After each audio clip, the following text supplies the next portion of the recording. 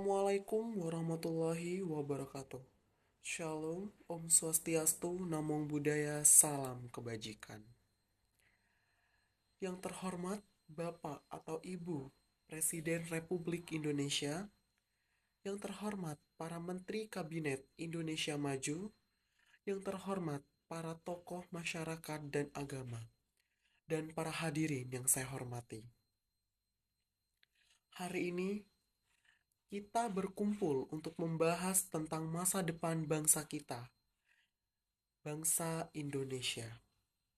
Negara kita yang besar dan kaya ini telah mencapai banyak kemajuan dalam beberapa dekade terakhir. Namun, kita juga dihadapkan pada tantangan yang kompleks dan membutuhkan solusi yang tepat. Pertama-tama, mari kita berbicara tentang kedaulatan bangsa. Kedaulatan bangsa adalah harga mati bagi kita semua. Kita harus menjaga dan mempertahankan kedaulatan kita dari segala bentuk ancaman, baik dari dalam maupun dari luar. Kita harus memastikan bahwa keputusan-keputusan penting tentang masa depan bangsa kita diambil oleh kita sendiri, bukan pihak orang lain.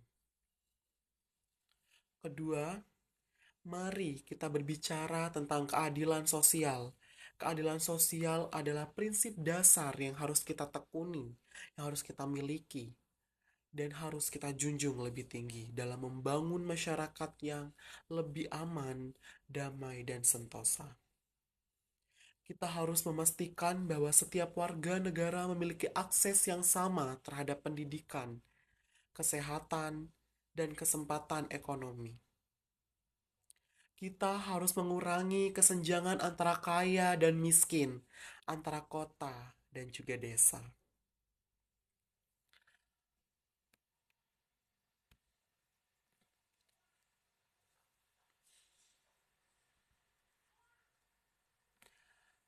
Yang ketiga, mari kita berbicara tentang kemajuan ekonomi, di mana kemajuan ekonomi adalah kunci untuk meningkatkan kesejahteraan rakyat, serta kita harus meningkatkan investasi untuk meningkatkan produktivitas dan meningkatkan daya saing kepada dunia luar.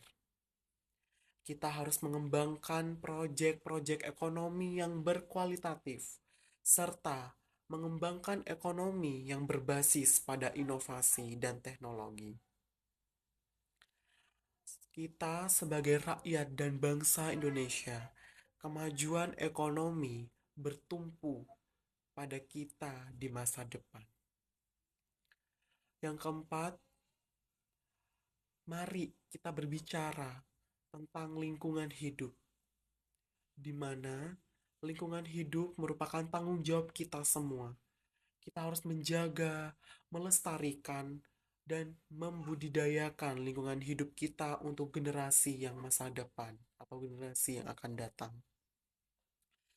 Bapak-bapak atau ibu-ibu yang hadirin, kita harus mengurangi polusi, mengurangi sampah, mengurangi pencemaran udara, serta mengembangkan energi-energi yang bisa menghemat, serta memberikan dampak untuk keberlangsungan lingkungan hidup yang bersih dan terbarukan.